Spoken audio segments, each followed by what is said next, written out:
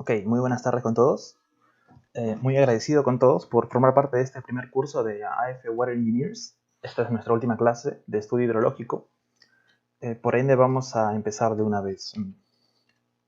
El software HMS ha sido creado por el HEC de Estados Unidos. HEC se refiere al Hydrologic Engineering Center, el Centro de Hidrología de Ingenieros Hidrólogos de Estados Unidos. Y es un software abierto que permite la modelación hidrológica. Y para ello tenemos que ir a su link de descarga que les pasé por el WhatsApp hace unos días. Ahí podrán encontrar toda la información del curso y también las diferentes versiones del programa. Entonces, para iniciar, como les comenté ayer, íbamos a hallar los polígonos de Thyssen y sus áreas, ¿no? Eso lo podemos dejar para un momento después. Primero vamos a ver la introducción del software y cómo es su entorno. Entonces vamos a abrir el HMS. Este es un proyecto que estaba viendo, entonces abrimos uno nuevo. O mejor lo cerramos para abrirlo todo.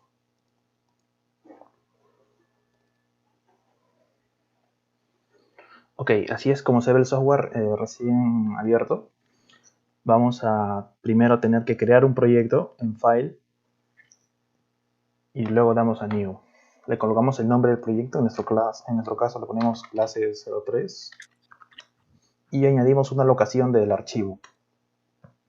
Le podemos poner en el escritorio, pero previamente tenemos que crear una carpeta. Entonces cancelamos esto y creamos una carpeta, ¿no? Donde queramos guardarlo, llamada clase 03 HMS. Volvemos al programa, creamos el archivo en New, clase 03, y añadimos ese archivo de ubicación que hemos creado recién. Lo hemos colocado acá en HMS. Ok, y acá verificamos que las unidades sean en las que estamos utilizando, en unidades métricas o unidades de pulgadas o del customary, ¿no? Las unidades inglesas. Hecho esto, entonces podemos ya crear el proyecto en Create.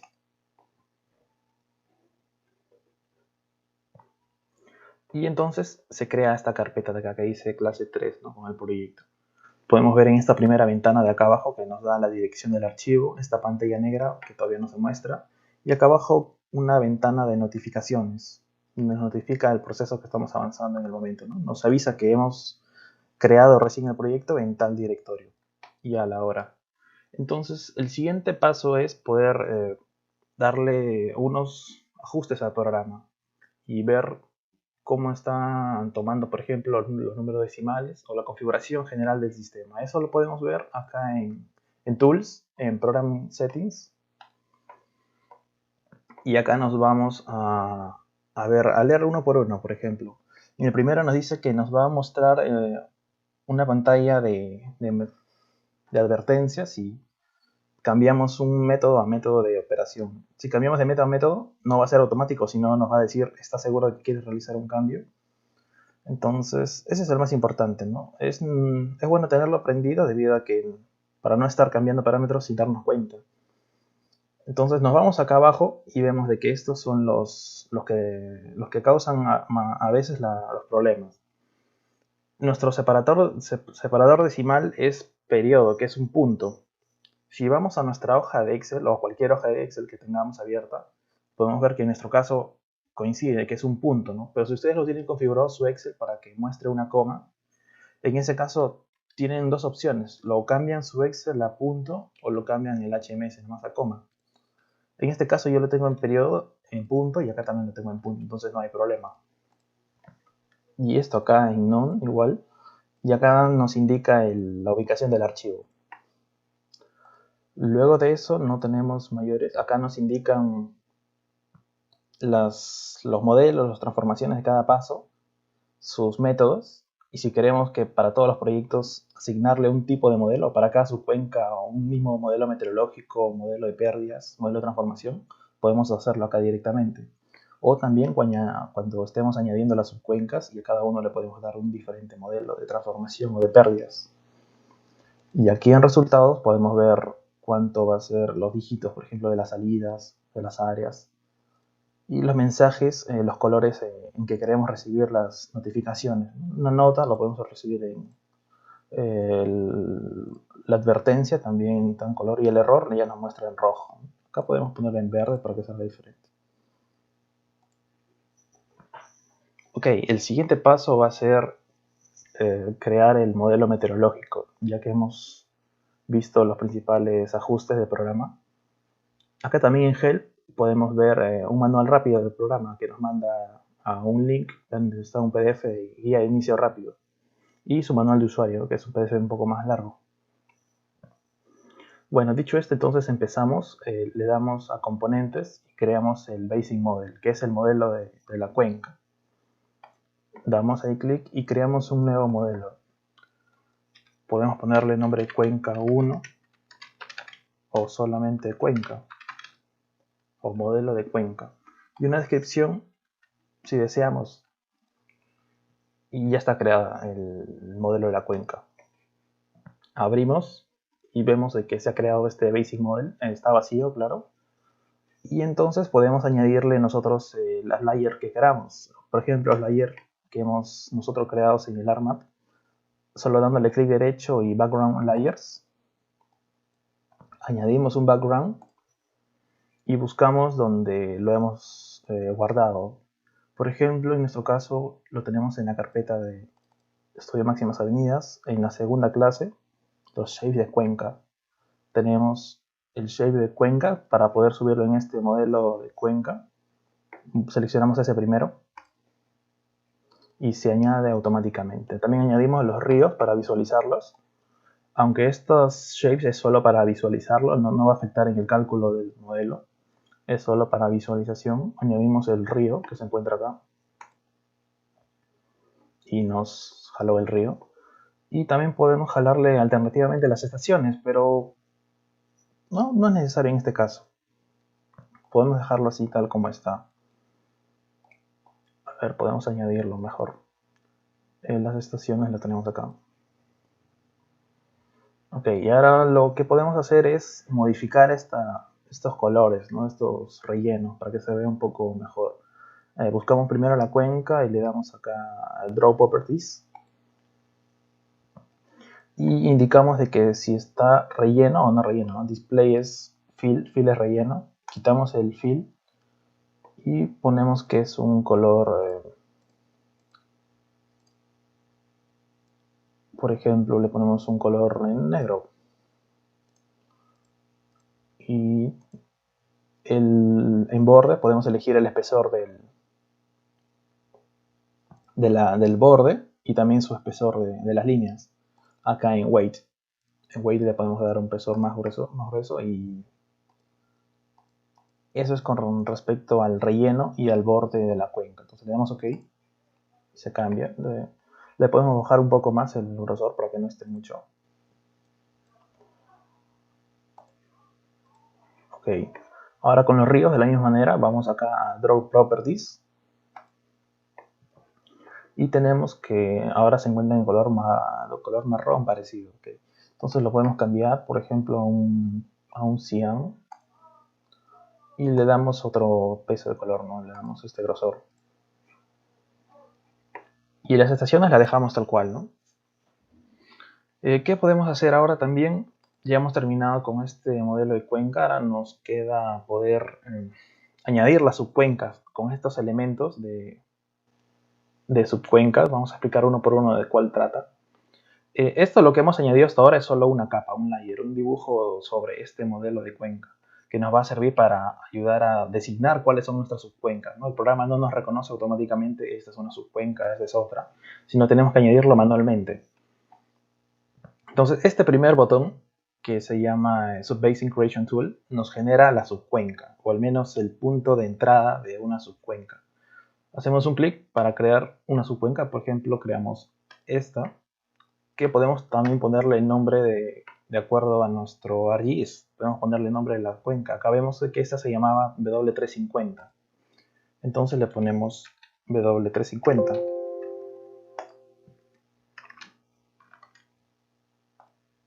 Okay, y luego creamos la otra que se llama W480.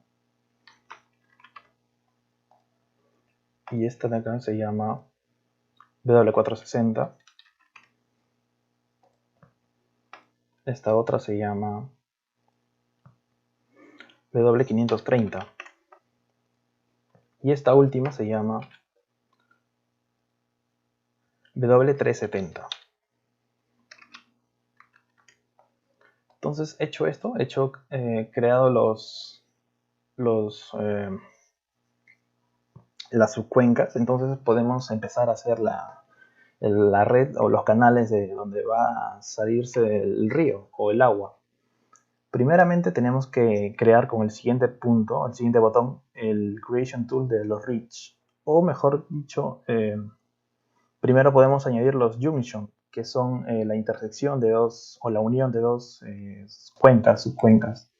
Entonces acá vemos que se genera una intersección o una unión de dos ríos. Entonces acá va a haber un junction, una unión.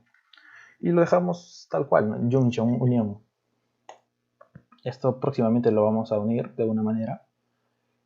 Y luego también podemos añadir, como es el único junction que vemos acá entre dos ríos que se generan, el otro es este de acá, pero esta es la salida total de la cuenca. Esto tiene otro tipo de botón añadir. Entonces este es nuestro único junction y ahora procedemos a crear los elementos reach, lo que son estos llamados, que vienen a ser los canales. Entonces creamos un primer reach que va desde ese primer junction hasta este río de acá y lo llamamos reach 1. Hemos creado este elemento reach en el cual va a tener que estar unido a este junction y a este siguiente punto de acá. Entonces podemos crear primero, antes de seguir con este reach, hay que terminar con las subcuencas. Entonces vamos acá a las flechas y elegimos hacia dónde va a ir esta subcuenca de acá. Solo le damos un clic y nos genera esta pantalla acá al costado. Y nos dice hacia dónde va a ir aguas abajo, downstream. Entonces le damos que vaya hacia Junction 1. Y si le damos clic a la pantalla vamos a ver que se genera automáticamente. Lo mismo hacemos con el 480 hacia Junction 1 downstream. Y se genera eso. Ese es el camino que hace el agua de la subcuenca hacia la unión. Luego de la unión se genera el reach, que es donde va a pasar el canal, el río. Entonces podemos crear también después de ello, ya que hemos creado el junction, acá nos falta un reach también, que va a unir este reach con la salida. Entonces creamos también la salida, que es un sumidero, como indica acá este botón, es Sync Creation Tools, es un sync, es la salida del sumidero, y lo creamos en la salida. Le llamamos sumidero.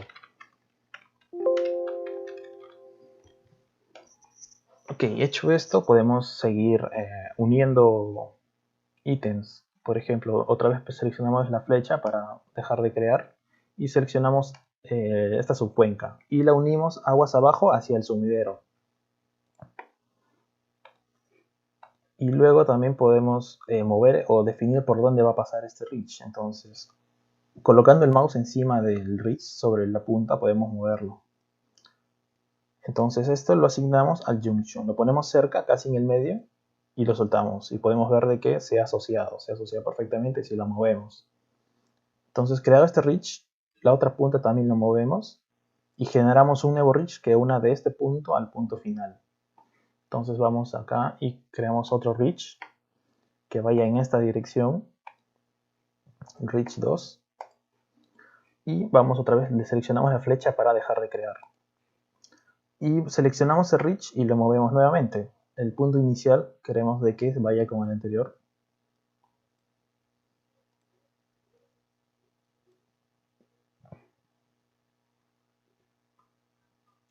Pero me parece que acá también va un junction.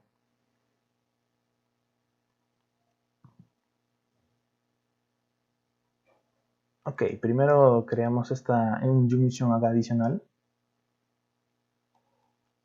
Un junction en este punto de acá. Y luego seleccionamos el reach que hemos creado anteriormente y lo asociamos a este. Lo podemos mover para verificar que se ha creado.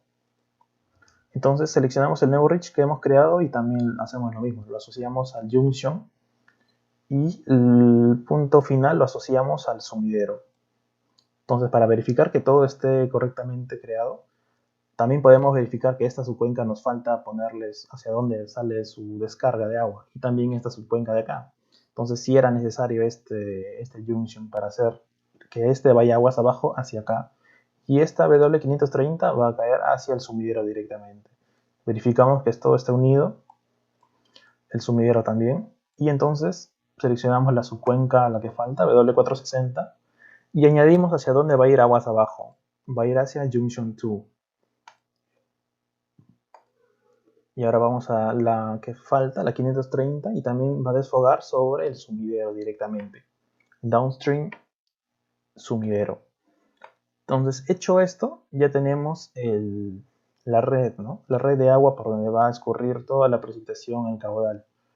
Ya hemos hecho este lazo de acá, ya está todo firme, no hay ningún problema, ya hemos configurado la red. Entonces, como hemos terminado con nuestro modelo de cuencas, podemos pasar a ingresar los parámetros de cada una de ellas. Podemos ver que si seleccionamos acá al lado izquierdo, vemos que para esta cuenca W370, que nos indica acá, que es esta, podemos ver que nos pide diferentes cosas acá. Por ejemplo, para el elemento de subcuencas tenemos de que va a ir hacia aguas abajo al sumidero. Podemos ingresarle su área directamente. Acá nos indica un método de pérdidas. Estos dos son unos dos tipos de métodos de pérdidas en los cuales no interfieren mucho porque son pérdidas relacionadas con la evapotranspiración y pérdidas desde que la precipitación cae a la vegetación. Tienen una fórmula de aplicar, sí, también, pero en este caso no lo vamos a aplicar. Son términos ya muy que no van relacionados mucho con el tema. En cambio, a nosotros más nos importa este método de pérdida y el método de transformación, los modelos de pérdida y el modelo de transformación que explicamos ayer. Y también un flujo base que va a ocurrir en los ríos, que podemos aplicarle cualquiera de todos estos, ¿no? Pero en nuestro caso tampoco vamos a tener un flujo base, vamos a suponer de que el modelo empieza en 0, no tiene un flujo base. Ok, le quitamos none. Y también podemos añadir de frente los parámetros, ¿no? El área. Según vimos, lo guardamos en una hoja de cálculo en el curso. Acá no está.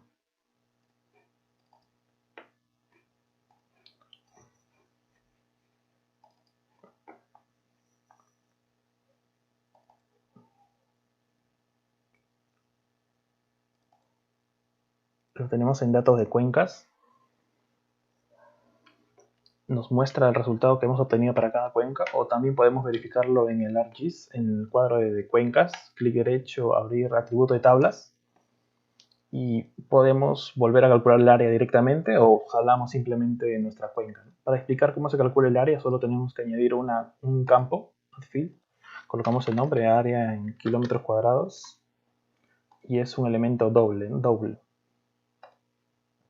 Entonces solo editamos con clic derecho, editar, Start Editing, y ahora sí podemos usar la calculadora. Con clic derecho, Calculate Geometry, calcular la geometría de cada subcuenca, y acá le ponemos el área y la unidad que queremos hallar, ¿no? Square kilometers en kilómetros cuadrados, y ok, entonces nos resulta el área igual. Entonces podemos copiar esta tabla directamente así, o podemos escribir el valor directamente de acá, ¿no? Entonces tenemos que para la cuenca 350 es 322.70. Ok, los valores son iguales, entonces podemos colocar directamente de la hoja de cálculo al HMS. Entonces, viendo acá, nos pide de la W370 su área. Tenemos un 322.71 kilómetros cuadrados, acá nos indican. Estamos poniendo que no hay pérdidas por evaporación o por contacto entre hojas, es lo que significan estos dos tipos de pérdidas. Y este tipo de pérdida es la de la infiltración. Entonces vamos a indicar que vamos a usar el método de la curva número que explicamos ayer con el CN, en el cual solo nos va a pedir acá, veamos después en la pestaña de los, qué tipo de parámetros nos pide para este método de SCC. Y la transformación que vamos a aplicar es del hidrograma unitario del SCC también. De todos estos métodos de transformación vamos a usar el SCC, hidrograma unitario. Lo confirmamos y ya tenemos el primer modelo de la subcuenca. Tenemos sus datos, ahora tenemos que añadir su método de pérdidas, su modelo de pérdidas, qué es lo que nos pide de acuerdo al modelo de pérdidas de la SCC. Entonces nos indica que tenemos que incluir una abstracción inicial, ese término IA que vimos ayer en la PPT, pero no es obligatorio debido a que los factores que son obligatorios acá tienen que salir con un asterisco en rojo. Podemos añadir una abstracción inicial en función del almacenamiento, como también no podemos poner. Entonces añadimos el número de curva que nos indica acá en este segundo cuadro y vamos a la hoja de cálculo para visualizar cuál es. Tenemos de que es un CN de 68. Entonces lo colocamos directamente. Y esta pérdida lo dejamos en 0. Luego vamos al modelo de transformación que el lag time vamos a usar. Este lag time también lo hemos calculado en función del tiempo de concentración. Según la fórmula es el 0.6 o el 60% del tiempo de concentración. Y el tiempo de concentración lo hemos calculado de dos maneras y lo hemos promediado para hallar esto. Entonces, el lag time de esta primera cuenca es 127.99 y acá nos indica en minutos. Acá también cuidado de poner las unidades y ponerlo el separador decimal. Si hemos configurado el sistema para punto, entonces todo debemos colocarlo con punto, no con coma. En opciones no nos brinda nada más. Tenemos el modelo de cuenca, el modelo de pérdidas y el modelo de transformación definido para esta primera subcuenca. Entonces vamos a la segunda, hacemos lo mismo. Indicamos que vamos a usar un método de pérdidas del número de curva SCC y el método de transformación también de la SCS, del hidrograma unitario. Y tampoco vamos a tener flujo base, solo vamos a modelar la precipitación efectiva. Ok, luego añadimos su área de la 530, que en nuestro caso es 33.43. Y vamos al modelo de pérdidas y nos pide solamente el número de curva, que en este caso es 71.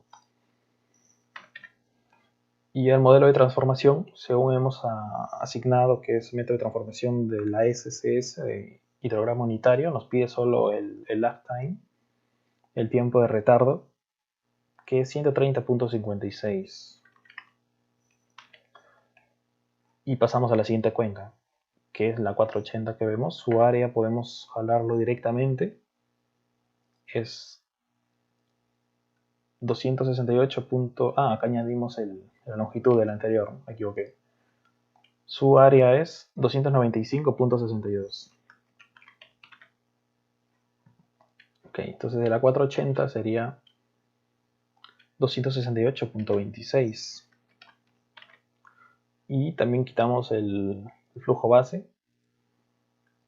La pérdida es del curva número. Y el transformación es de la SCS hidrograma unitario. Además añadimos su curva número, que es 69. Y la transformación su lag time, que es 120.06. Entonces pasamos a la siguiente, a la 460. Nos indica un área de 99.49. Quitamos el flujo base, el modelo de pérdidas y la transformación. Añadimos su número de curva, que es 64. Y la transformación mediante el tiempo de retardo, que es 92.14. Ok, y a la siguiente, la última, creo que ya hemos colocado, ya nos queda solo la 530. Su área es 165.80. Colocamos lo mismo, el método de pérdida del SCS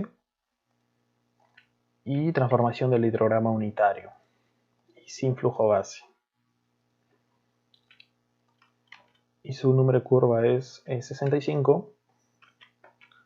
y la transformación, el tiempo de retardo es 71,45. Entonces, hecho esto, ya hemos definido las subcuencas, sus parámetros, el modelo de las subcuencas. Ahora nos queda definir estos reach que hemos creado, estos canales. Vamos al reach 1 y vemos de que tiene dos maneras de hacer en el reach se va a generar ese modelo de tránsito que expliqué ayer de Muskingum, o según el método anterior que era el de lag también. Cualquiera de los dos podemos elegir. Vamos a probar primero con el método de lag, que era solo retrasar el resultado. Y en esta siguiente pestaña de routing tenemos que añadir el lag que demora para este reach. Entonces podemos asociarlo este lag a un periodo, por ejemplo, veamos primero el de la cuenca 460, cuánto es su tiempo de retardo, y nos sale 92.14. Entonces podemos poner un valor parecido al tiempo de retardo de esa subcuenca. Entonces le ponemos uno de 100 minutos. Y vamos al reach 2. También ponemos un valor parecido al de 530, que es 71,45. Entonces le ponemos también con el método de lag y le ponemos un valor de 80. O también puede ser mucho más, no hay ningún problema. Entonces con esto ya habremos terminado el modelo de las cuencas, ¿no? El modelo de las cuencas, los reach, ya está todo definido, no nos falta nada. Y podemos pasar al siguiente modelo, que es acá en Components. Acá, según el orden, nos recomienda añadir el modelo meteorológico, ¿no? Pero hay que hacer un pequeño cambio y hay que saltarnos de frente a ese Time Series Data Manager. Ok, nos vamos a este Time Series y añadimos de que es un tipo de precipitación. Añadimos un nuevo modelo. Pongo un modelo de precipitación o hietograma. Ok, ya se creó el Time Series Data. Y si le damos otra vez adentro, podemos ver que nos ha generado este hietograma.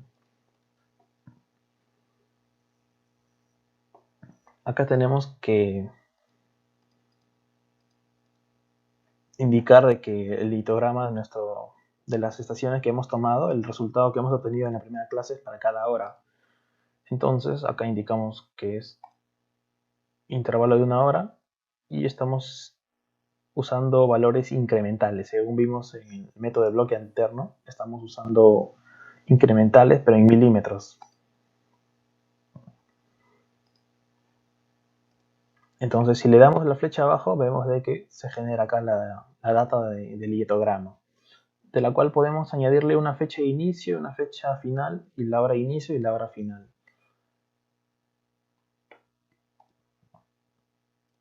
Entonces podemos ir añadiendo cada estación directamente, manualmente, y también podemos crear todas a la vez. Esta prescripción, acá lo he creado mal, acá tenía que ponerle el nombre de la estación. Entonces borramos y ponemos la estación, por ejemplo, Canta, y creamos uno nuevo, un Time Series Data Manager. Para la siguiente estación, que es por ejemplo Huaros, y creamos una nueva que se llama también para la estación Pariancancha. Estamos creando las estaciones, ¿no? Su hietograma directamente. La otra estación es la de Cerro de Pasco. Y también tenemos una última que se llama, a ver, Yantak, en Components, Time Series Data Manager.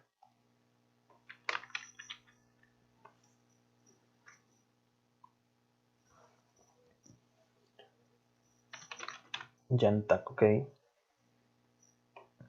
Y tenemos ya las 5 estaciones creadas. Ahora tenemos que asignarle el dato de precipitación que hemos calculado en la primera clase, el litograma que hemos calculado según el análisis de precipitación. Entonces, primero para la estación Canta. Este tiempo de inicio es del litograma que hemos calculado directamente. Entonces podemos añadirle cualquier hora. Podemos decir que empieza, por ejemplo, esto a las 8 de la mañana. Y acaba el día siguiente también a las 8 de la mañana. porque dura un día completo. Entonces ponemos tal fecha acá en Time Series Gauge en 1 hora y incremental milímetros. Vamos a Time Window y ponemos de que sea, por ejemplo, el 1 de enero del 2020 y que empiece a las 8 de la mañana, ¿no? Con tal que dure un día y salga el 2 de enero del 2020, también a las 8 de la mañana, para indicar que es 1 hora. Y el intervalo ya le hemos puesto 1 hora, entonces nos va a salir la tabla justa para poner el litograma que hemos creado. Entonces simplemente copiamos este valor para la estación Canta y lo pegamos. Y ya tenemos el litograma para nuestra estación Canta, ¿no? Acá podemos ver en Graph la tabla, el litograma que se ha creado. Y eso es con cuestión a la primera estación. Ahora vamos a la siguiente estación, en Cerro de Pasco. Hacemos lo mismo, cambiamos la fecha, que todo sea coherente, tiene que ser la misma fecha, el mismo inicio. Ponemos que empiece también a las 8. Y acaba también directamente a las 8. Y en tabla, nos olvidamos poner acá el tiempo de intervalo, que es 1 hora, y milímetros incrementales. Entonces acá volvemos a corregir el 2 y acá el 8. Un día, 1 hora, entonces son 24 datos. Copiamos de la estación Cerro de Pasco y podemos copiarlo todo directamente y se ha generado el litograma. Entonces pasamos a la siguiente estación, Huaros, de la misma manera. Cambiamos la fecha a las 8.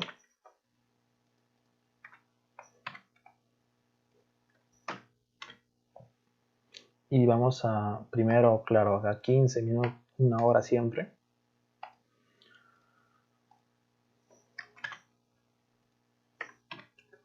Y revisamos en tabla.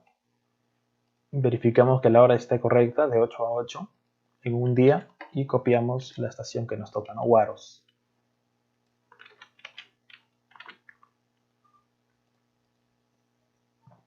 Y se genera el litograma. Entonces vamos a la siguiente estación, Pariancancha, de la misma manera.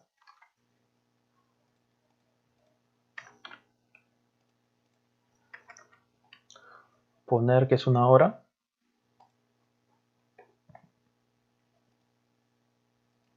Empieza en el 2020 a las 8 de la mañana.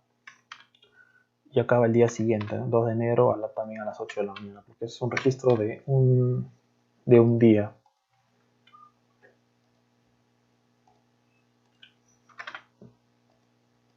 Ok.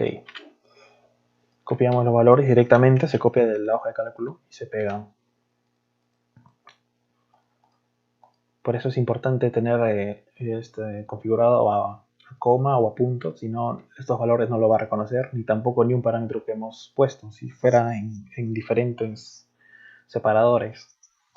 Entonces gráfico igual también. Y la última estación que tenemos es la Yantac. Añadimos también la fecha.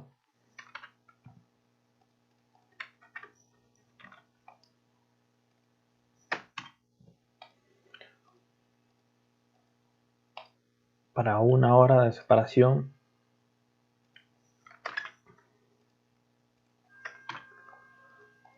Ok, y la tabla añadimos directamente.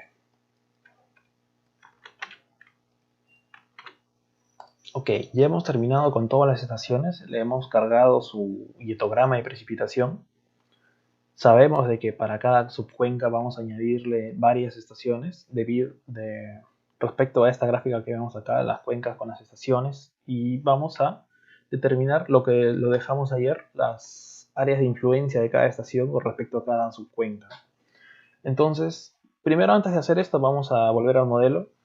Y ya hemos terminado con el modelo de la cuenca, ahora con los modelos de precipitación, un modelo meteorológico también. Creamos ahora el modelo meteorológico. Ponemos meteorológico 1. ¿Ok? ¿Qué tipo de cambio va a hacerse? ¿No? ¿Cuál es el tipo de modelo de meteorológico que se va a hacer? Acá seleccionamos, o podemos ver acá primero en MET 1, en donde salen las nubes, y seleccionar qué tipo de operación se va a hacer. ¿Vamos a añadir un hietograma o vamos a usar estos diferentes métodos, ¿no? Que es la frecuencia de tormentas, el peso de estaciones, una grilla de precipitación, el método de distancias inversas, también para hallar áreas de influencia de estaciones. Vamos a usar la tormenta del SCC, el litograma que vamos a especificar para cada una, directamente a cada subcuenca, o una tormenta proyectada. En nuestro caso vamos a usar este peso de estaciones, que es un método ponderado que va a ponderar el litograma de precipitación para cada cuenca. Entonces ponemos gauge weights, que se entiende como peso de precipitación. Acá ponemos que no hay evapotranspiración, tampoco se genera nieve o se derrite. Y las unidades son métricas. Añadimos acá esta siguiente pestaña que es importante. Tenemos que añadir las cuencas, si no, no va a poder realizar el cambio. Este siempre tiene que estar activado en Yes. Y Replace Missing, acá si no me equivoco está bien todo correcto. Ok, entonces nos genera estas cinco subcuencas acá con cada uno con su modelo meteorológico. Añadimos primero la primera y nos indica qué estaciones se le asigna a esta primera cuenca, W350. Como vemos en el polígono de Thyssen, a esta cuenca W350, que es esta acá, tenemos la influencia de la estación Cerro de Pasco, la estación Canta, por poco. Tenemos la influencia de la estación Huaros también, de esta manera, de esta sección muy pequeña, y de la estación Yantak. Entonces vamos a proceder a hallar las áreas de cada uno para poder determinar estos factores que se incluyen acá posteriormente en donde dice gauge weights. Entonces primero hallamos las áreas. ¿Cómo hacemos esto? Como les expliqué el día de ayer, mediante una intersección de tablas. Ok, entonces realizamos de nuevo la intersección, pero ahora vamos a intersectar el polígono de Thyssen con las cuencas para que nos halle los polígonos que se generan y que nos lo identifique mediante cuencas. Entonces primero abrimos la tabla del polígono de Thyssen a ver qué información nos brinda y vemos de que solo tiene reconocido unos IDs y el tipo de shape que es. No nos reconoce el nombre de la estación. Entonces le añadimos añadimos un campo que se llama nombre de estación o estación. Ponemos que es un texto. Ok. Podemos ir borrando estos.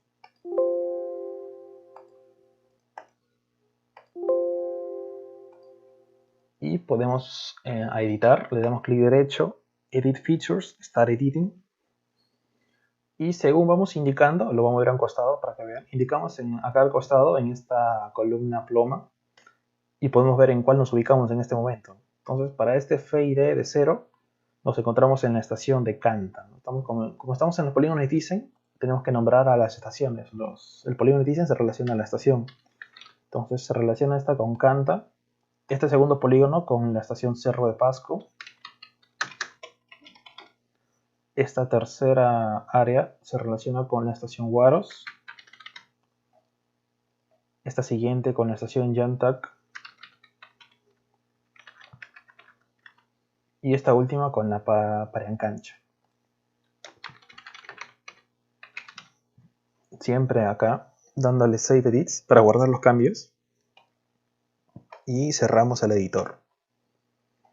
Entonces ya tenemos nuestra polígono Thyssen recortado que hemos creado ayer con los nombres de las estaciones.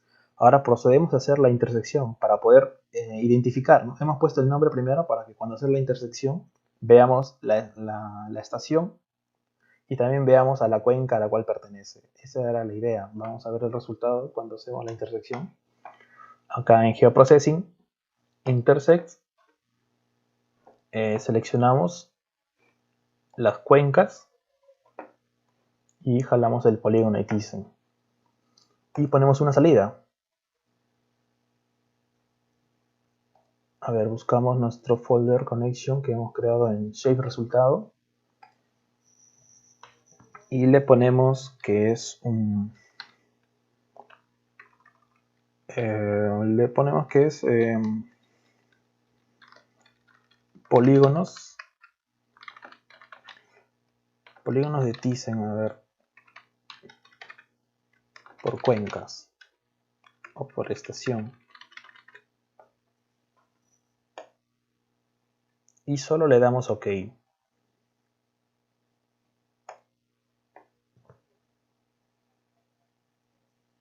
Vamos a ver qué información nos da la tabla que se genera o el shape que se genera intersectando el polígono de Thyssen y las cuencas.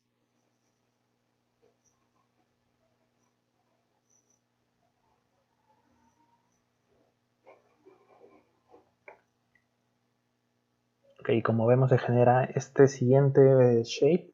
Procedemos a quitarle el relleno para verlo mejor. No color. Y esto lo aumentamos a 2 y ponemos un color verde. Ok, entonces le damos clic derecho y abrimos la tabla de atributos para ver qué información nos brinda. Como vemos, se ha intersectado la tabla de las cuencas y del polígono de Thyssen, entonces toda la información está combinada. Quitamos la información que no nos ayuda, por ejemplo el FID de la cuenca.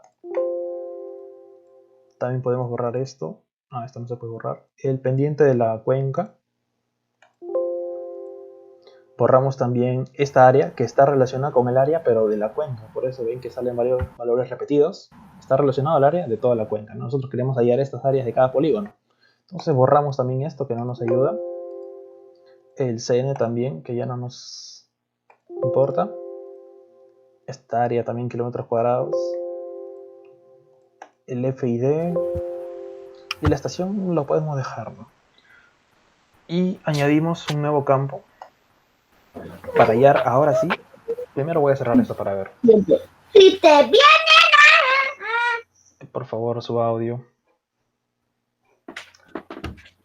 Ya, ahora sí podemos ver que dándole clic acá a estas barras plomas, o estos cuadros plomos, podemos ver qué tipo de polígono o en qué posición está. Vemos que, por ejemplo, para este polígono de acá se encuentra, vemos que es la influencia de la estación Cerro de Pasco en la estación Canta. Así podemos verlo gráficamente. Podemos ver qué es la estación de la influencia del Cerro de Pasco en toda esta cuenca de W370.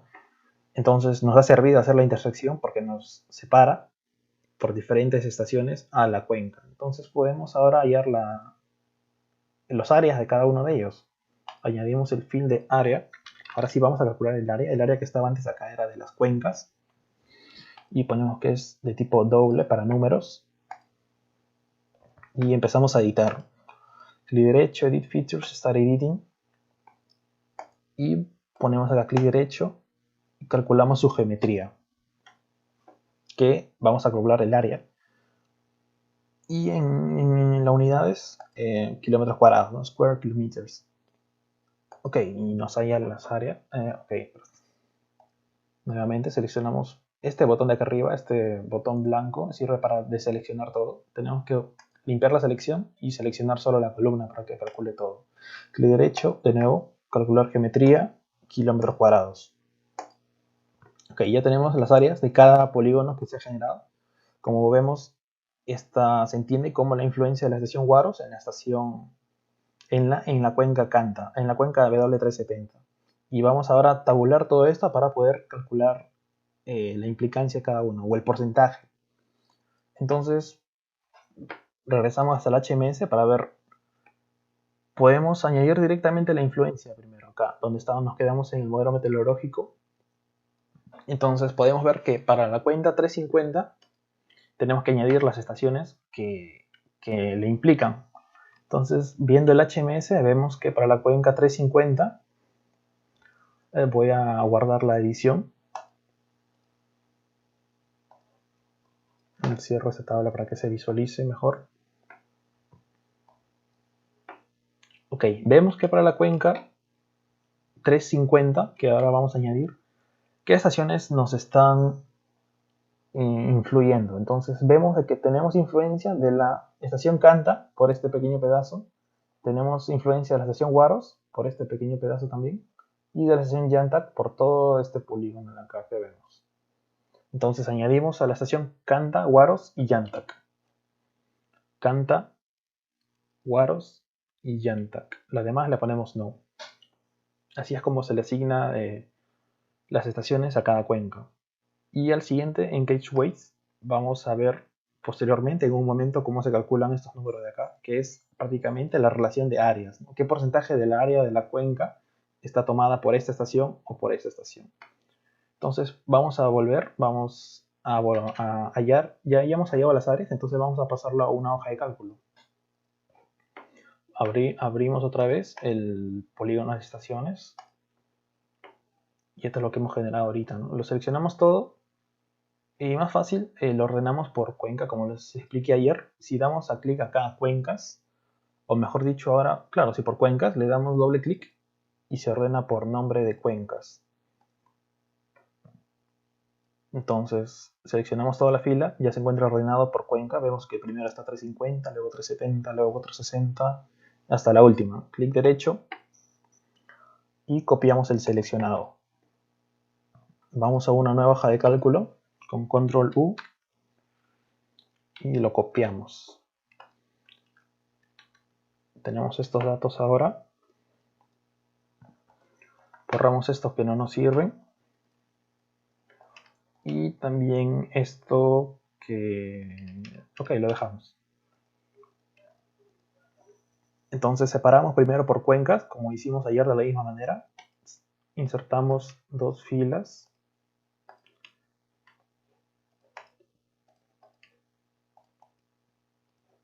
Para cada subcuenca.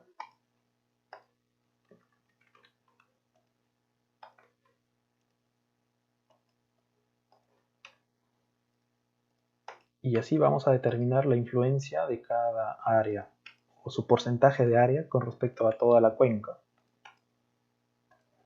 Ok, entonces para esta primera cuenca que vemos acá, W350, vemos que tenía influencia de todas estas cuatro. La 370 que acabamos de escribir ahorita en el HMS solo tenía influencia de 3. Entonces podemos hallar ahora el porcentaje de área que le corresponde a cada estación. ¿De qué manera? Haciendo primero la suma de toda la cuenca. Y nos tiene que salir la suma del área de la cuenca real. Podemos verificarlo en la anterior. Vemos que el área del 370 sale 322. No sale de la misma manera, entonces es correcto el procedimiento. Ahora procedemos a hallar ese porcentaje que le corresponde a cada estación. Ese valor de porcentaje en números de 0 a 1 se va a añadir en la tabla del HMS. Entonces primero dividimos F4 para fijar el valor y jalamos el valor. Vemos la influencia de cada uno en factores. Podemos aproximarlo a 2, 3 decimales, como queramos. Lo mismo con el anterior, con el siguiente. Sumamos todo y hallamos el factor.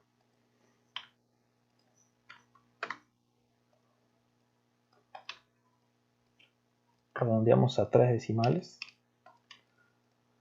Lo mismo con todas las subcuencas y así vamos a tener todos los factores.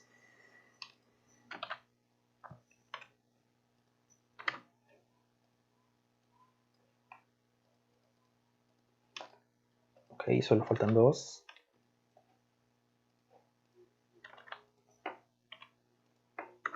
Este nos sale una relación muy pequeña, quizá ya ni siquiera podemos considerarlo.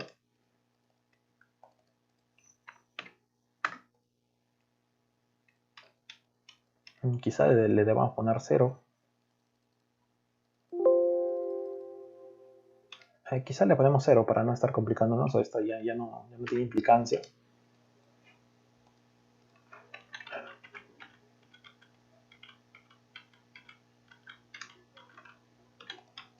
Ok, este la borramos ya de una vez. Muy pequeño su representación.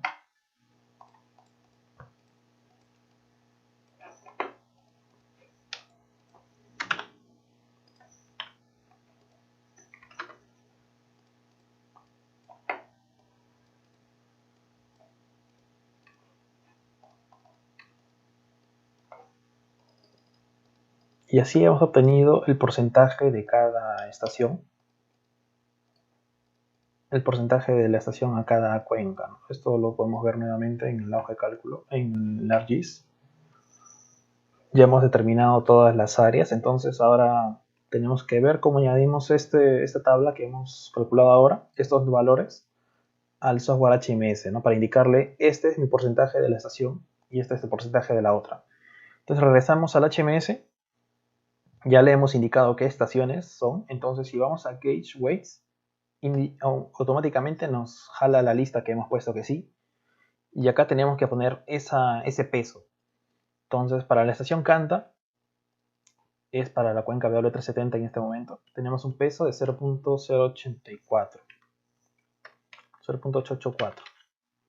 Y para la estación Cerro de Pasco 0.013. Ah, no, acá me está reconociendo todo, yo lo he colocado mal.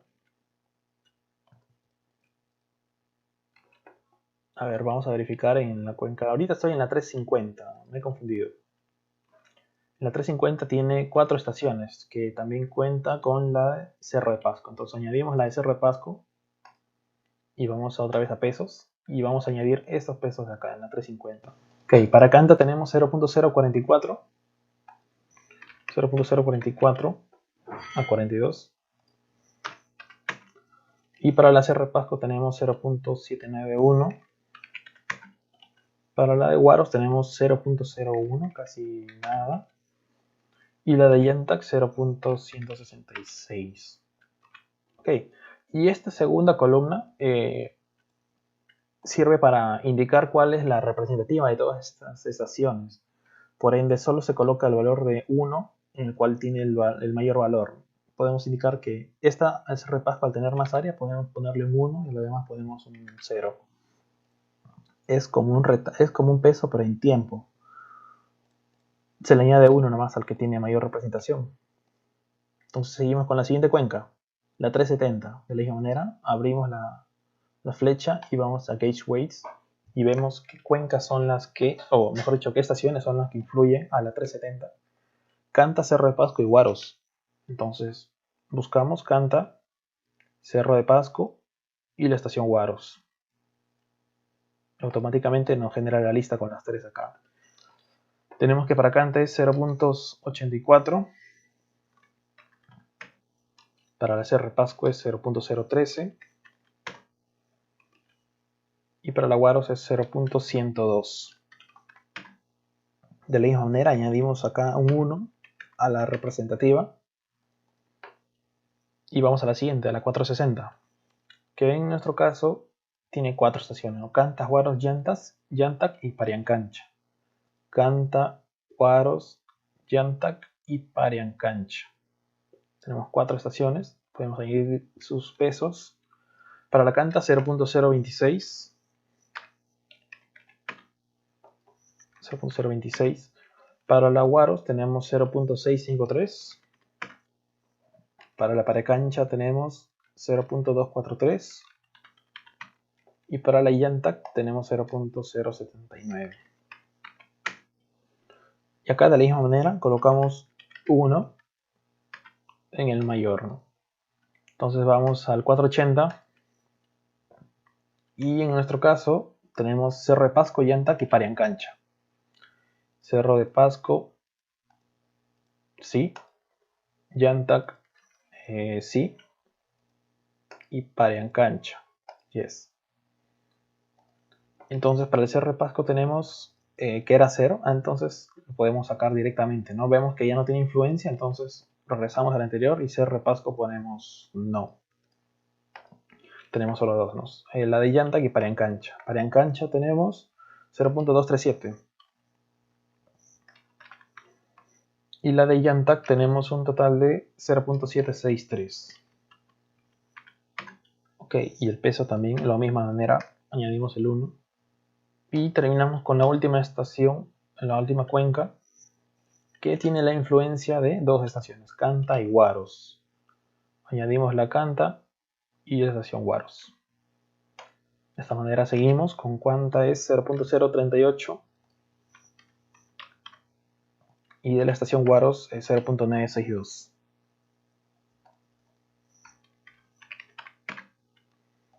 De la misma manera también añadimos el peso y ya hemos concluido con el modelo meteorológico.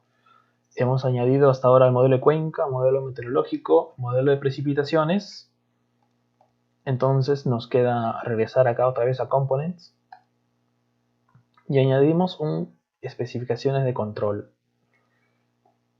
Le damos a New, Control 1 Ok, vamos a abrir qué nos ha generado. Acá vemos Control Specifications, abrimos y nos dice Control 1, ¿no? Con un reloj.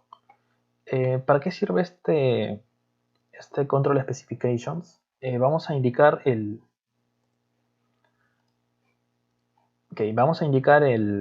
plazo en el cual se genera la modelación de los eventos. Vamos a poner el horario inicial y el horario final. Más allá del valor que hayamos puesto de nuestro intervalo de nuestros histogramas, acá en el modelo de precipitaciones, en el control vamos a poner desde dónde arranca el modelo o de dónde se empiezan a registrar las horas. Podemos poner lo que es un día antes o podemos poner que empieza justo con la precipitación y que acaba también, como sabemos, si el heliograma dura 24 horas, no significa que cuando acaben las 24 horas ya no va a haber caudal en el río. El caudal va a seguir por un tiempo más hasta que se termine la transformación lluvia-escorrentía. Entonces, en este control vamos a poner ese lapso de tiempo adicional. Vamos a poner que inicia el mismo día y la misma hora de la precipitación. Debido a que no tenemos un flujo base, podemos iniciar en el mismo día y en la misma hora. Se pone de la siguiente manera la fecha 0.1 o el día, el mes con nuestras primeras letras y el año 2020. Y la hora también de la siguiente manera, 0, con un 0 adelante, el 8. Y ponemos que acabe, por ejemplo, que dure un día más total. O sea, va a ser hasta el día 3, enero del 2020. O si no parecía que fuera mucho un día entero, podemos ponerle de que sea un día, desde las 8 de la mañana va a estar entonces hasta las 4 de la tarde. El día siguiente, de enero del 2020, que esté hasta, como dije, hasta las 4 o a las 6, mejor, para darle más plazo. O sea, va a correr de las 8 hasta las 6, son 6 más 6 horas más, son 12 horas adicionales. Se acaba la precipitación y el modelo va a seguir 12 horas más. Y ponemos que el tiempo intervalo del proceso va a ser de 5 minutos, ya que es un valor recomendado para simulaciones. O sea, cada 5 minutos va a realizar el cálculo y va a estar botando resultados. El procedimiento se hace cada 5 minutos, según la especificación de control que hemos puesto.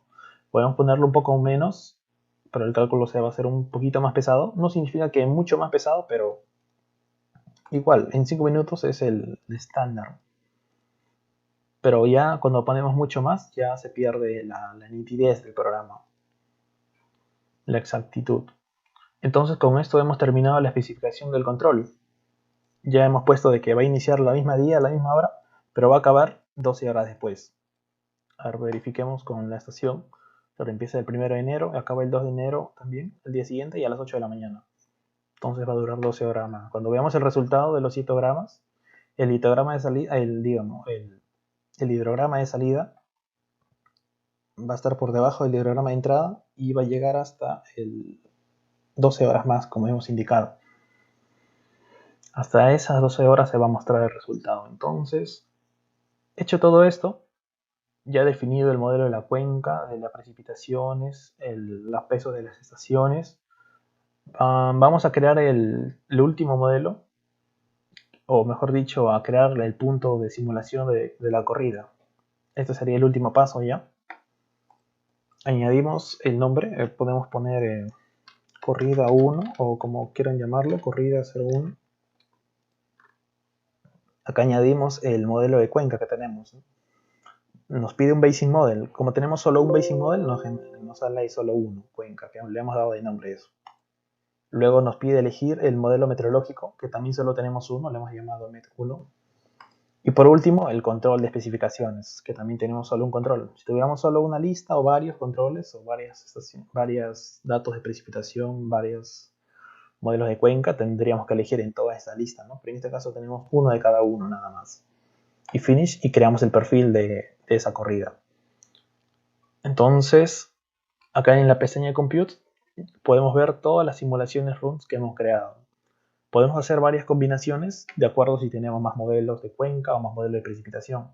En nuestro caso solo tenemos uno y podemos ejecutar el modelo seleccionando directamente acá en Compute Current Run.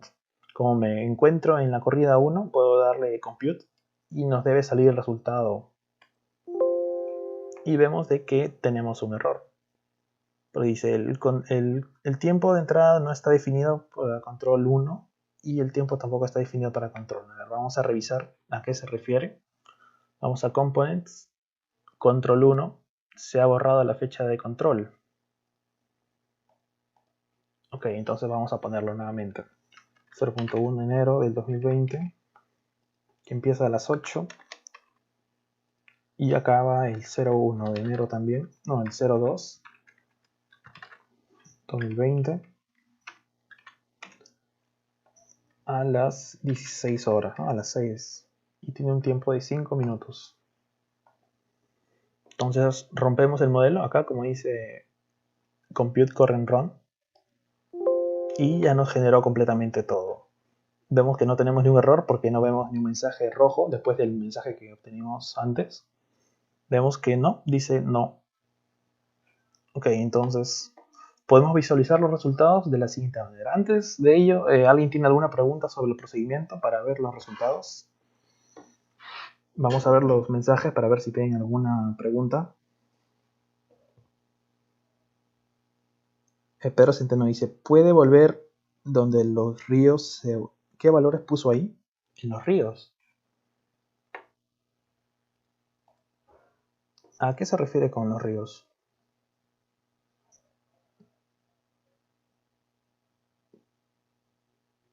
Pedro, ¿me podrías repetir tu pregunta o a qué te refieres? El reach. Ok, estamos usando el método de tránsito con el lag, con solo un tiempo de retraso.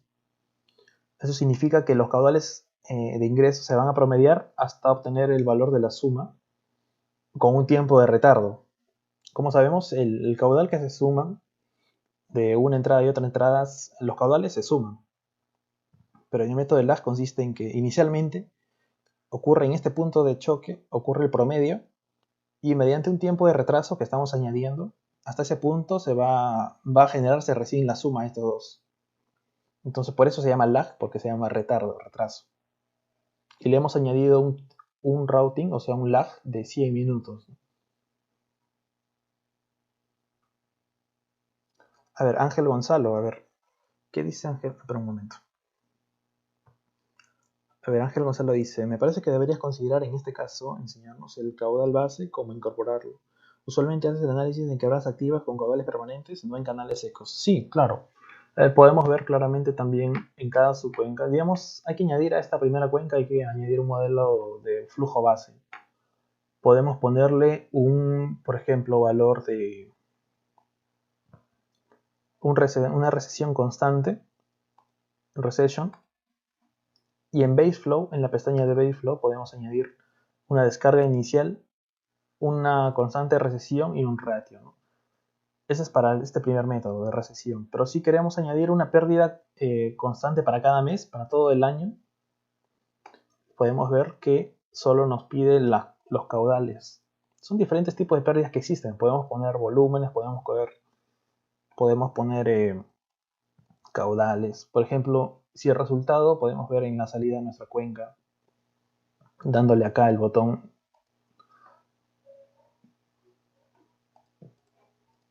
No me permite ver resultados. A ver.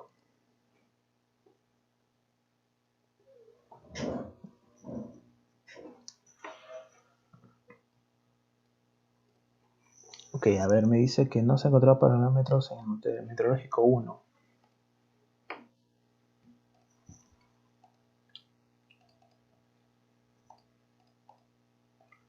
Acá está todo correcto.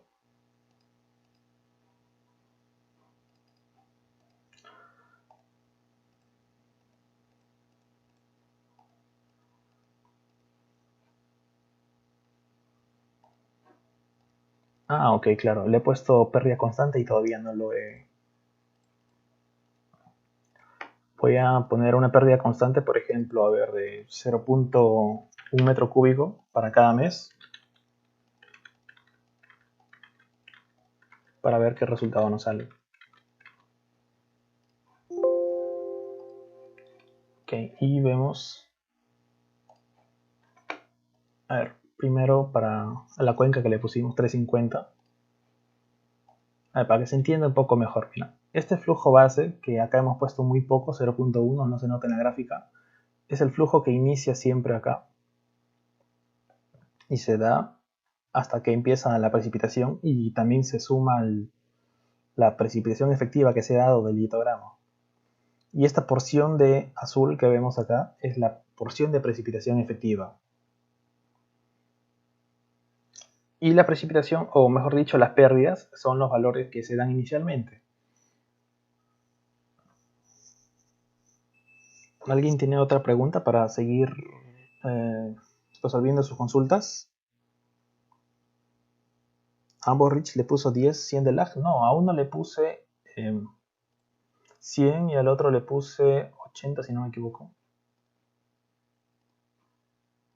Al otro le puse 80, sí.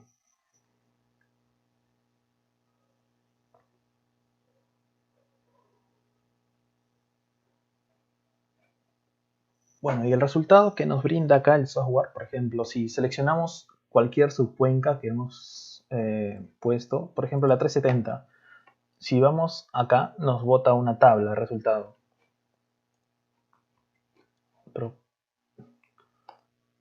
Ok, este es el resultado que nos genera en cada subcuenca.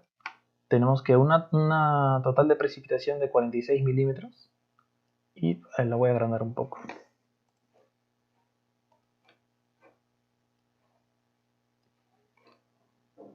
Ok, seleccionamos la subcuenca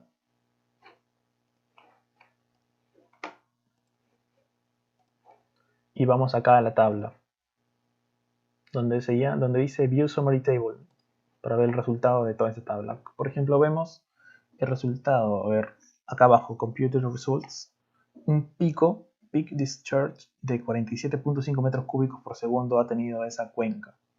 Ese ha sido el pico de descarga, su caudal máximo. Y podemos ver su hidrograma también acá, su hidrograma de salida. Nos indica la porción de precipitación efectiva. Podemos ver que todo lo que está en rojo es lo que se pierde. Según el número CN que hemos colocado, vemos de que la precipitación efectiva es muy poco. Todo esto se ha infiltrado prácticamente, todo rojo. Solo la precipitación efectiva genera el hidrograma. Acá podemos ver más porciones de precipitación efectiva que han generado estos resaltos por acá. Y también vemos, por ejemplo, en el junction que se ha generado. Se ha generado el tránsito de los hidrogramas. Vemos los dos, por ejemplo, para una cuenca y para la siguiente subcuenca, lo que se ha generado es la suma de las dos. La suma de las dos se da en el junction, la unión de ambos caudales. Y en la salida podemos ver el caudal máximo. En este caso, en el sumidero, si le damos también a la misma tabla, vemos de que tiene un pico de 151 metros cúbicos por segundo, que ha sido resultado de toda la operación de todas las cuencas. El resultado final ha sido de 150 metros cúbicos. ¿Qué más tenemos para mostrar? De otras cuencas también podemos ver su resultado. Ya, en esta última tabla se ve el hidrograma, pero tabulado. Ya no la gráfica que hemos visto hace poco, sino toda la tabulación que se genera hasta el plazo último que hemos colocado, ¿no? Hasta el 2 de enero de las 6 de las 4 de la tarde. Estos periodos de retorno son de 140 años. Me olvidé indicar eso, que lo hemos calculado también con la hoja de cálculo del estudio hidrológico que los compartí. Aplicado a otras estaciones, también generan los resultados para un periodo de retorno de 140 años. A ver, ¿dónde me quedé? Claro. Cuando vamos en una subcuenca y le damos a este último con un reloj encima, una tableta con un reloj, vemos el hidrograma completo que se genera.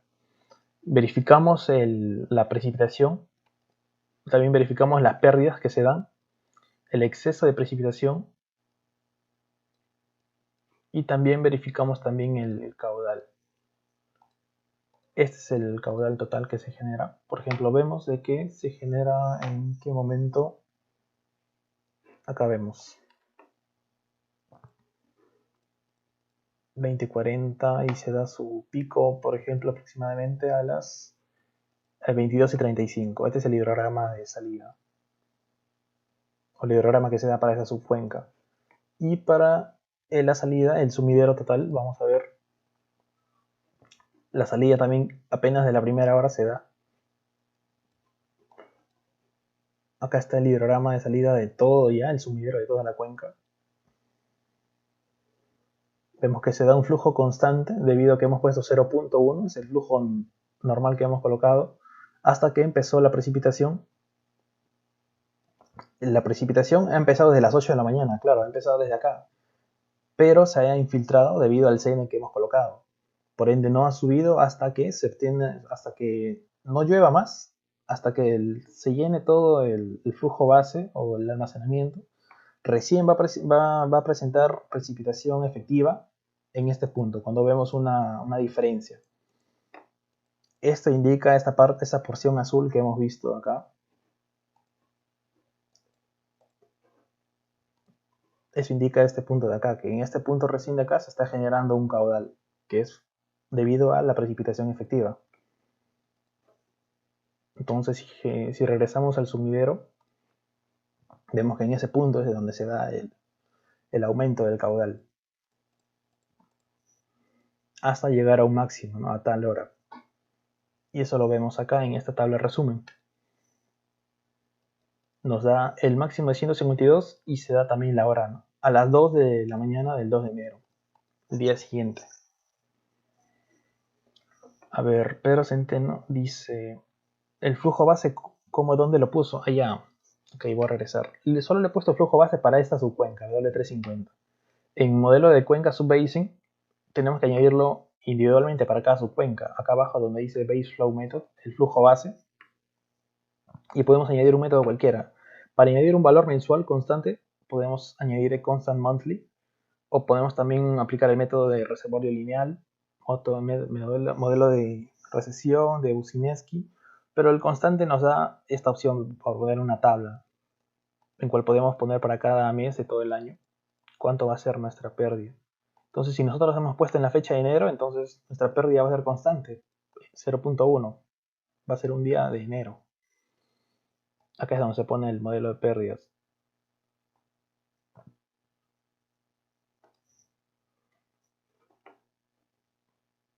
Podemos ver en el elemento Rich también cómo es como les mencioné, el tránsito de hidrogramas, cómo corre. Y esta diferencia acá es el lag, el tiempo de retardo que se ocurre en el reach. Tanto como ese reach como el segundo reach. Vemos que están desfasados. Para cada subcuenca tenemos el hidrograma de entrada, tanto de salida. Acá prácticamente es imperceptible el valor de la precipitación efectiva. Quizás deba ser una raya azul que está por acá, no se nota. Incluso el resultado nos da en centímetros cúbicos, muy poco. Entonces vamos a ver otra estación, por ejemplo, a ver la 530. Acá podemos ver la punta de precipitación efectiva. ¿Y cómo entendemos el significado del periodo de concentración o tiempo de concentración que hemos visto? Como sabemos, nosotros el tiempo de concentración se define como el tiempo que demora una gota desde el punto más lejano de la cuenca hasta llegar a la salida. Entonces eso podemos entenderlo como esta distancia. Vean, cuando la precipitación está empezando a bajar, cuando el litograma está en caída, o sea, hasta acá ha sido su crecimiento el litograma, luego baja. Entonces nosotros podemos identificar el tiempo de concentración visualmente de esta manera. Sería la distancia entre este punto hasta el punto donde el hidrograma tiene pendiente negativa. ¿Cómo me explico? Porque acá la precipitación deja aumentar, entonces el caudal también dejaría de aumentar en algún punto de esta gráfica. Y vemos que se da en este punto.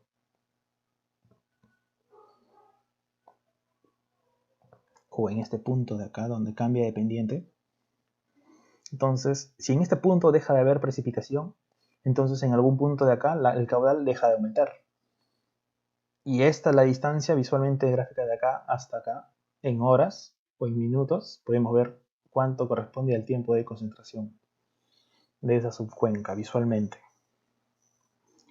¿Qué pasa si no pongo el flujo base? Estamos considerando que es un modelo que no tiene flujo base, que no tiene caudal de entrada y que está iniciando la cuenca seca. ¿Por qué este caso se dio una precipitación efectiva tan baja? Eso se debe al número de curvas que hemos asignado a cada cuenca. Por ejemplo, para esta cuenca 350 vemos de que su CNS es 71, pero en algunos casos vemos que son menores, hasta 65. Todo depende del modelo de pérdidas, ¿no? Este número de curva. Esta es la que genera el porcentaje de precipitación efectiva. Entonces, si este valor es mucho menor, a veces ni se genera precipitación efectiva. Depende de este número de acá. Como es un modelo de pérdidas, de él va a depender cuánta es la precipitación efectiva que genera el hidrograma. Si fuera mucho menor, veremos que la salida es mucho menor. Podemos hacer el experimento. Podemos ver que ahorita la salida es de 152. Entonces, si le bajamos el CN a todos para hacer el experimento, le ponemos 50 a todos.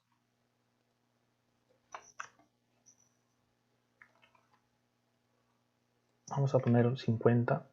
Recordemos que nos salió un máximo de 150, si no me equivoco.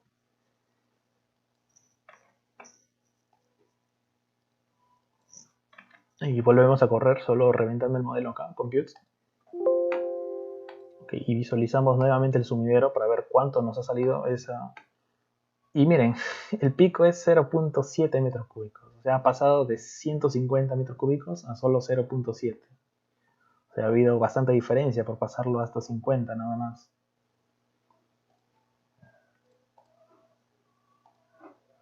Prácticamente no hay hidrograma. No se da precipitación.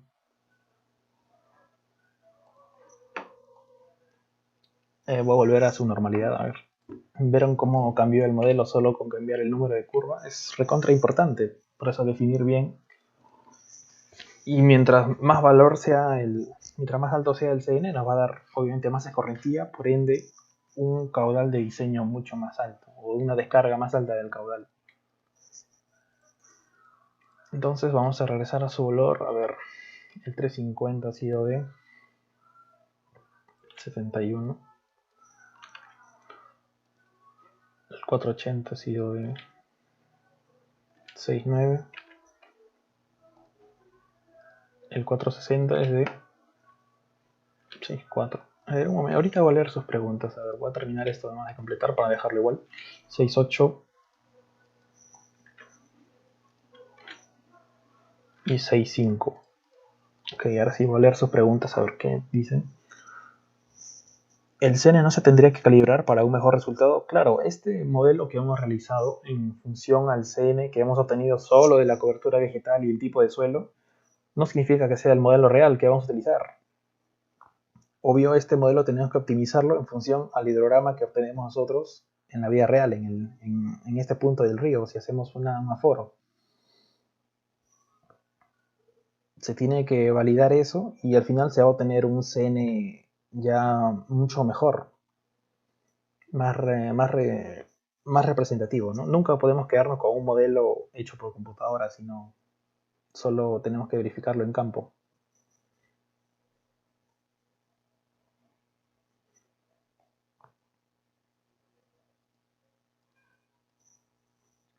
¿Alguna otra pregunta del HMS? ¿Un procedimiento?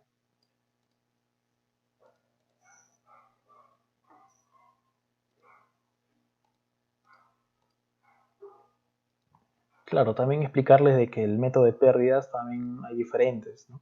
Uno era con el número de curva que hemos añadido, pero hay tantos métodos que son cada uno diferente, con diferentes fórmulas, ¿no? Método exponencial, método de Green-Up, con el masking gun. Ah, ya, ok. Eso se refiere acá al reach. Entonces podemos añadir acá el método de masking gun, o masking gun plus, o masking gun count. Son tres variables y el general es el masking gun, donde tenemos que obtener dos parámetros, el K en horas y el X también es un factor que varía aproximadamente de 0 a 1 a 0.3 a 0.4. Y este variable K, si no me equivoco, también tiene varios valores. Hay que ponerle un valor, por ejemplo, para el reach 1, un Muskingum de 2.5 horas y un X de 0.25, a ver, 0.3. Ok, corremos con los dos reach igual. Aplicamos el método de Muskingum.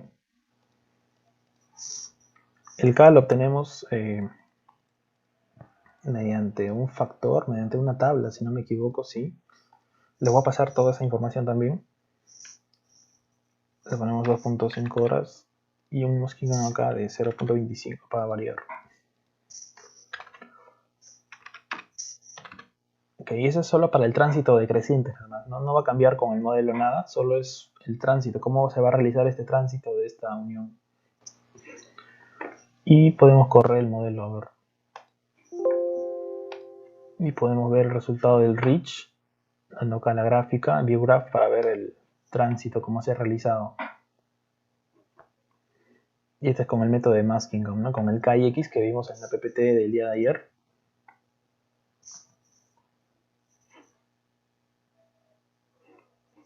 Es un método diferente, claro, nos bota un hidrograma diferente. En cambio, con el método de lag, lo único que hace es solo retardar el resultado. Y podemos ver el siguiente reach también de la misma manera, cómo es la transformación o el cambio en ese elemento reach. Claro, como les explico nuevamente, esta es la barra de creación de los elementos de la subcuenca, tanto para crear una subcuenca, para crear un reach, para crear un reservorio, para crear una unión, para crear una fuente. Este es para crear una fuente, este es para crear una derivación y este es para crear la salida de la cuenca, ¿no? Un sink, un sumidero. En esta cuenca hemos usado solo las subcuencas, el sumidero, el reach y un junction, nada más, dos junctions. A ver, ¿qué pregunta más tiene? A ver, me sale casi el doble de caudal. ¿Qué podrá ser? No sabría. Sus decimales, algún valor quizás se le ha escapado. Pero les voy a compartir el modelo también para que verifiquen y puedan hacer lo mismo, ¿no? Quizá estás equivocado en un decimal, te sale el resultado diferente. Ángel Gonzalo dice, ¿cómo podría calcular la variación de caudales a lo largo de la red hídrica? En este caso, si quisiera estimar el stream power o poder erosivo de la corriente en diferentes tramos de la red hídrica, se puede saber el caudal de la salida de cada microcuenca, no se puede saber el caudal en cada tramo de ella. Se tiene el valor de la salida. Si quisiéramos hacer un análisis más pequeño, tendríamos que tener cuencas más pequeñas. Y así podríamos saber el aforo en cada tramo de río. Por ejemplo, en esta cuenca que vemos acá, vemos que se puede delimitar de la siguiente manera, ¿no? Acá puede salir una cuenca más y acá sale otra cuenca más. Si queremos hacer un aforo en este punto, queremos saber cuánto sale de acá, hubiéramos hecho una delimitación más pequeña en el software GeoHMS. Y en ese caso podemos hallar, claro, más valores que nos arroja el HMS, ¿no? Pondríamos entonces un subbasing acá nuevo, uno iría acá, otro iría acá, otro iría acá, para ver cuánto caudal nos bota acá el programa. En este caso estamos haciendo para esta delimitación estos tipos de subcuencas. Entonces, para poder corroborar los resultados obtenidos con data de campo, ¿cuál sería el procedimiento? El procedimiento sería aplicar un periodo de retorno de los caudales, quizá un valor estándar que se usa, creo, si no me equivoco, es de 3 años, o un periodo de retorno de 2.33 años. Es un valor así estimado. Y ese valor creo que puede asociarse a un caudal que normalmente se da en un río. O sea, ya no usaríamos el periodo de retorno de 140 años, sino un periodo de retorno con el cual podemos comparar el valor actual del río, sin que se esté presentando una avenida, claro, en el río. Es un periodo de retorno pequeño, de 2 a 3 años nada más. Comparamos este resultado de nuestra.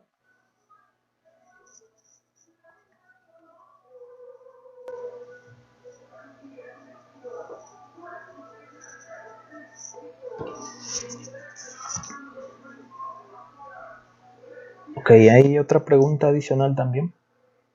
De cualquier parte de las tres clases también pueden hacer preguntas de la primera, segunda clase, si es que no les ha quedado claro. El flujo base es similar al caudal ecológico. El caudal ecológico se refiere al caudal necesario para mantener el ecosistema del río. Si bien el río a veces trae el caudal ecológico, pero el flujo base se refiere solo al caudal que trae en ese momento el río. O sea, no tiene relación debido a que el flujo base puede ser mucho más al ecológico. Es el caudal que trae actualmente el río. Por ende puede ser mayor al que requiere el ecosistema de la cuenca. El caudal ecológico es ese caudal que se requiere para mantener el equilibrio, ¿no?, del ecosistema. Puede ser mayor el caudal del río, el flujo base.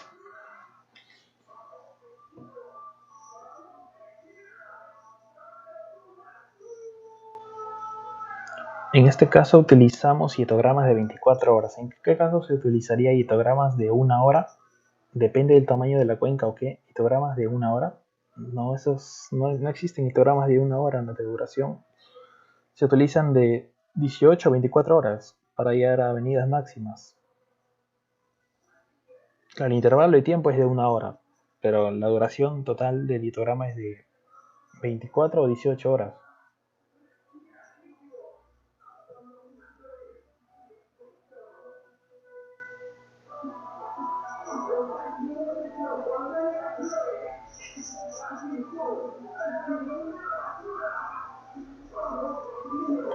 Si se podría comparar con el método triangular para ver si es conveniente usar el número de curva. Claro, hay varios métodos de transformación.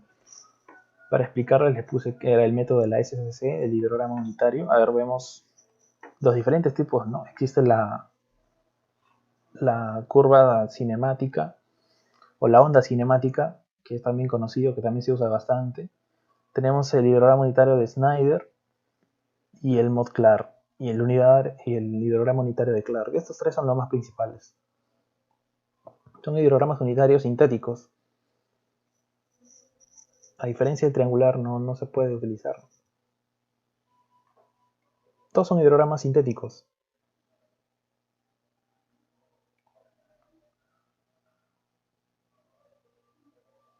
El Muskingum-Conch es una variable del Muskingum nada más.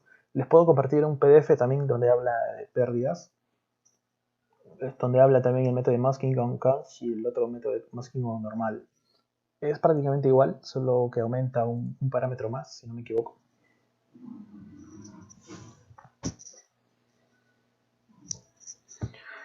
Si quisiera utilizar estos resultados del hidrograma de caudales, ¿podría simular un evento de flujo de detritos? ¿Es factible?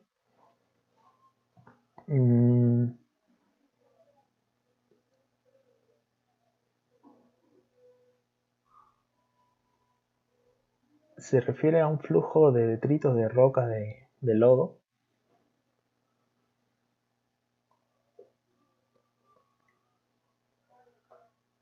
Sí, no estoy muy informado cómo se manejan los huaicos lodos, porque obviamente el caudal ya no solo se relaciona con el agua, ¿no? Hay más cosas que interfieren en un análisis de un derrumbe. Claro, hay más cosas que implican, claro, como la erosión, todo eso. El caudal sólido, como indica acá mi compañero.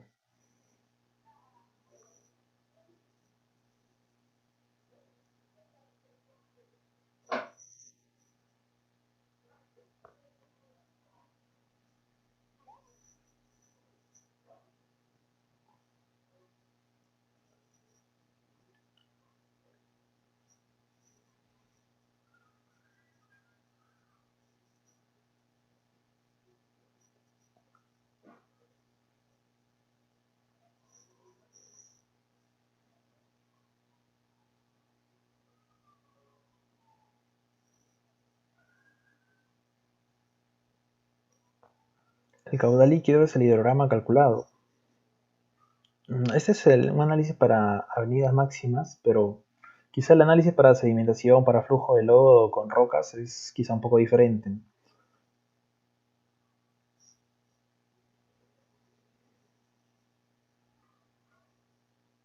Recuerden que el grupo de WhatsApp va a estar disponible para más consultas.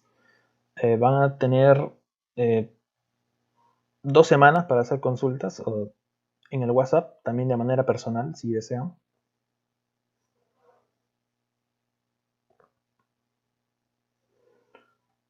A ver, nos comenta que con el método de GG8MS calculado el número de curvas N-Grid podría salir valores más altos.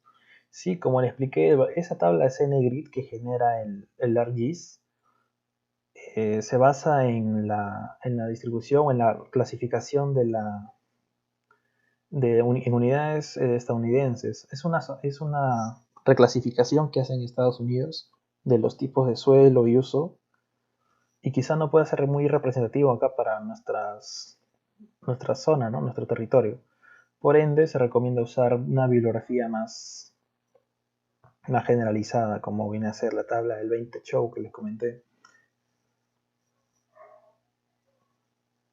Pedro Centeno, y si utilizamos el método de bloques alternos, ¿puede comentar algo sobre otro con una tormenta crítica?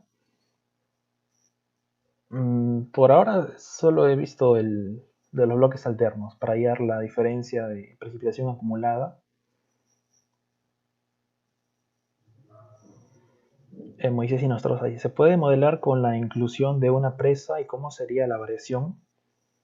La inclusión de una presa se refiere al canal de demasías, porque este análisis de máximas avenidas para una presa se realizaría para ese caso, ¿no? Para una presa, para hacer el desfogue, el caudal para hacer el tránsito y de la salida en el canal de demasías. Claro, recordemos que para una presa la última cota, el NAME, se calcula en función de este caudal de avenidas.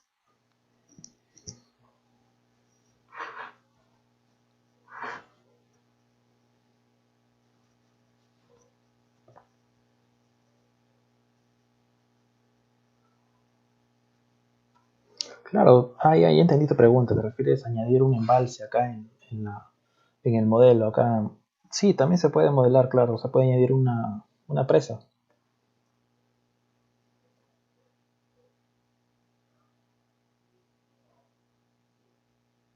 Acá con esta herramienta que vemos, el embalse, crear un reservorio.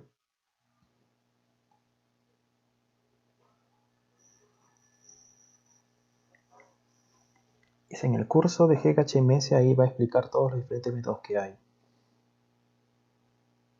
Sí, estamos preparando un curso también de GHMS. Mejor dicho, este curso lo vamos a mejorar, vamos a añadirlo más horas y va a ser parte de una especialización también que vamos a hacer. Un modelamiento hidrológico total, ¿no? General.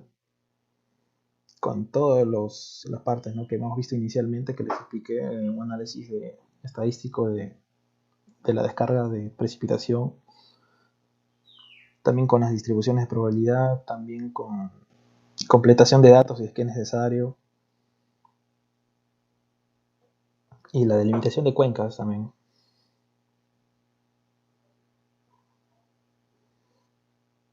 Sí, pero por el tema de la pandemia todavía no podemos formalizar la empresa.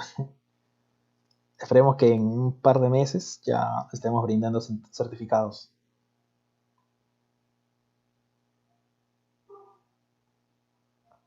Claro, y por el momento vamos a seguir dictando cursos súper prácticos, se les van a brindar todos los materiales. Por ejemplo, para un par de semanas tenemos el curso de diseño de canales en Civil 3D, diseño y trazo de canales. Y también tenemos preparado un curso de generación de proyecto en GeoHMS y determinación de parámetros geomorfológicos en ArcHydroTools, toda la herramienta del ArcGIS.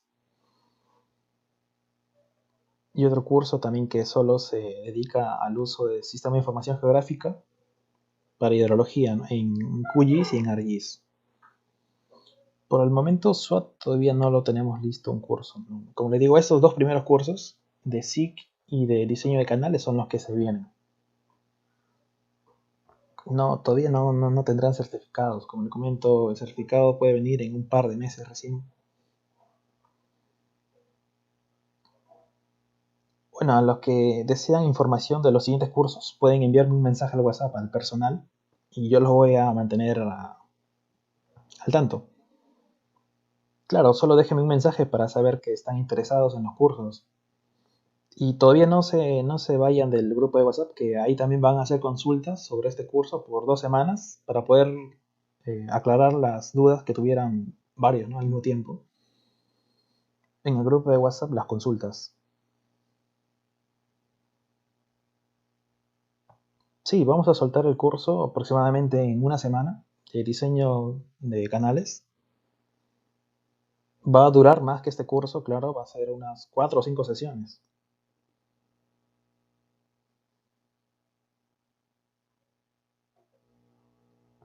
Ya bueno, entonces esto ha sido por todo. Esto ha sido todo del curso de estudio hidrológico. Muchas gracias por haber sido parte de este primer curso de AF Water Engineers. Soy agradecido con cada uno de ustedes y espero que les vaya muy bien, éxitos en sus proyectos. Nos vemos en el grupo de WhatsApp. Todas las consultas la mandan ahí, por favor. Y si están interesados en los demás cursos, háganmelo saber en el chat personal para poder enviarles más información. Bueno, nos vemos en el siguiente curso, los que están interesados. Hasta luego.